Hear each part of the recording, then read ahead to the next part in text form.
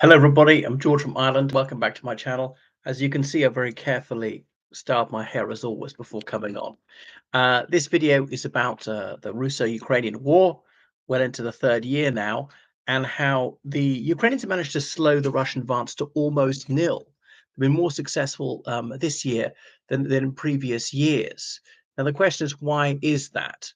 Well, it's partly just battlefield experience. The Ukrainians know what they're doing now. Better all-arm integration, as in Russia's not been terribly good with this, but the Ukrainians' infantry, armor, artillery, the air force, and I suppose increasingly the drone force, you'd have to say them, that they're integrated, that they're cooperating well, as in Russia hasn't managed such a high level of collaboration. Also, think of the Russian losses. It's lost so many troops and so many tanks, and that's why they've lost something like two-thirds of their tanks at the beginning of the war. They're losing much faster rate. They can replace them to some extent. Howitzers, other systems, used up a lot of their better missiles and rockets, having to husband them, and the Ukrainians got better at shooting them down. All the training, all the more advanced assets they've got from Western countries didn't receive much of that till the end of 2022. So more in 2023, more in 2024, really learned how to use it, more of it, and using it to greater effect. So the Russians, they just don't have as many assets as they did. They're often having to bring things out of warehouses. They say from as long as goes to the 1950s, which haven't been maintained. So not working so successfully.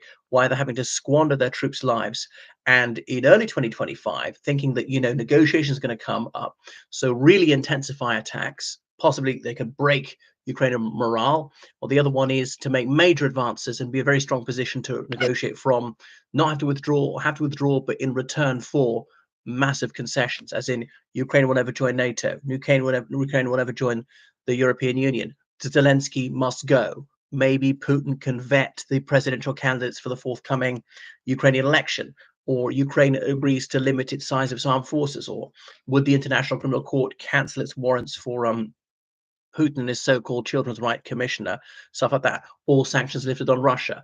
No war crimes investigations, or dropping all claims for reparations, and things like that. Lots they could barter in exchange for a bit of territory here and there. And that's why they're sending troops to the front in unarmored vehicles, in golf carts and stuff like that. Had so few infantry fighting vehicles and armored personnel carriers. But even Russia couldn't sustain this level of losses, which is why they had to, for their spring draft, announce they're calling up 160,000 troops, the highest for 20 years. Now, it's partly because they're desperate for more troops, calling up men aged 18 to 27. So age 18, you're meant to do your military training. If you're at university, you can delay it till afterwards. Bear in mind, about 50% of young men go to university in Russia, and that lasts up to 5 years. Often you begin university at 17, actually. So you're supposed to still do it. But, in the old days, for a sufficient bribe, you could be diagnosed with a condition you didn't have, making you permanently eligible for military service. Mm, and get to go abroad, something like that. So they've widened the pool. They're going to be conscripted down to 25. Now it's up to 27. Now there are obviously a few exemptions for people who are seriously ill. I think you've got 3 children or more already, then you're ruled out. If you manage to get to the police, I don't think you have to do it. I don't think you have to do the armed forces before you do the police. There's another reason they're calling up more, because these people now, here we are, 2025, they're born in 2007 or earlier, 2006, 2005, those years. And by that stage, the Russian economy had been growing for several years from its nadir in 1997. And so, as parents in the early to mid noughties were feeling more confident about the economic situation, salaries were rising, inflation was down, unemployment was down. People actually started to get paid their salaries on time, particularly if they worked for the government, which they didn't used to get in the late 90s, and willing to have a child and a second child and so on. And so that was relatively high fertility from about 2004, 2008. Bit of an economic downturn. We'll be getting better, from 2011 onwards, but obviously it's come right down again. So partly that there are more people in that age cohort, but it's also reflective of the urgent need to fill the gaps, and it's becoming harder and harder to tempt people with even $40,000 golden hellos, and that's like 10 years income if you're on minimum wage in Russia. harder and harder to get guest workers from Uzbekistan, Kyrgyzstan, Tajikistan. They're staying away in droves because of the spate of racism and all these completely Byzantine regulations against them. So that xenophobia was completely stupid, besides immoral, and fascinating. That's why two Chinese men have been captured by the Ukrainians fighting on the Russian side. I don't think the Ukrainians are lying about this, showing their photos, showing their documents, which okay could be forgeries. I wouldn't be able to tell they're hoax or not. But I don't think they would take a big step of making that accusation, because the People's Republic of China will not like it. Theoretically, China is neutral on this war, but we know they're neutral towards Russia and neutral against Ukraine. Economically, they've been very helpful to the Russians, but they are starting to buy less Russian oil and gas, which is going to be increasingly problematic for Russia. Um, goodness. So yeah, the Russian offensive is slowing because the Ukrainian tactics got better. Ukraine's got better defenses. I'm astonished they managed to hold Pokrovsk. I thought the Ukrainians were going to lose that months ago, and the Russians really haven't learned anything. They've run out of their good assets.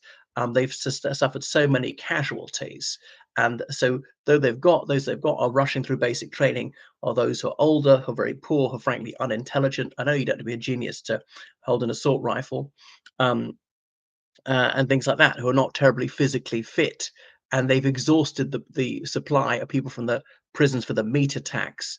They used to use people for diversionary attacks to identify the Ukrainian positions, draw their fire before the real thrust went in somewhere else. And they often use that with foreigners, but like Indians, Nepalis, and so on have got wise to so-called security guard jobs in Russia are staying away. So Russia has got some Belarus and some Cubans, people from African countries like Zambia to join, but not in serious numbers. So it's increasingly a headache for them. So effective strategy from the Ukrainians have even retaken forces. They've been pushed out of the Kursk region. They've crossed over into the Belgorod region. They've only gone a couple of kilometers inside Russia, but nevertheless, they're still holding Russian sovereign territory. What a humiliation. Since August, Ukraine has always controlled a bit of Russian sovereign territory. The first time in over 80 years, Russia has lost land to a hostile force. So the Ukrainian civilian morale has not imploded, he was hoping. So the economic strain is telling on Russia. Supply lines are stretched, and it's just increasingly difficult to fund the war. And that's why having to pay more and more to try and get people to volunteer, and Russia can ill afford it. So there's talk that actually Russia needs this, needs a ceasefire like Ukraine does, but obviously they don't want to let on that. So Ukraine has made major strides in artificial intelligence to operate systems, better use of reconnaissance domes. They're really good at cyber attacks, and indeed parrying Russian cyber attacks. Russia was quite effective in that early in the war. So Zelensky, he retained the support of his people, better army officers. Morale is actually reasonably high considering the exhaustion. They do have some troop rotations sometimes, and yeah. And there's also a sense they've cracked down on corruption, that no, you can't bribe your way out of military service like you could before. That's it. The Trump presidency has not torpedoed Ukraine as Putin was hoping. In the early days, the very early days, the Trump presidency, it looked like it was going Putin's way. It could still go Putin's way for whatever reason. They could, the Americans might cut the Ukrainians off. One of the problems is a so-called Black Sea ceasefire, fighting on land in the air, but not at sea. And so obviously the Russians haven't observed that. They've reneged on this. They've been using their ships to fire at Ukrainian cities, and the Ukrainians haven't fired at the ships, thinking that if they do, Trump will cut off military aid, intelligence sharing. But I mean, how far pushed they're going to be? Could they give permission? Okay, they are breaking at the Russians. Why should we observe it when they don't? Just like they broke the energy, suppose their energy 30-day ceasefire. That's an object lesson. You ever thought you could trust Putin? But I'm glad that the Ukrainians are surviving. I wish this war would end now. I don't want anyone to get killed at either side. And the obvious way to end it is Russia withdraw from the illegally occupied territories and stop firing and stop fighting, and then nobody gets killed. Right. Thanks for watching my channel. Make sure you subscribe on Patreon, donate PayPal, georgecallahan79@gmail.com. Goodbye.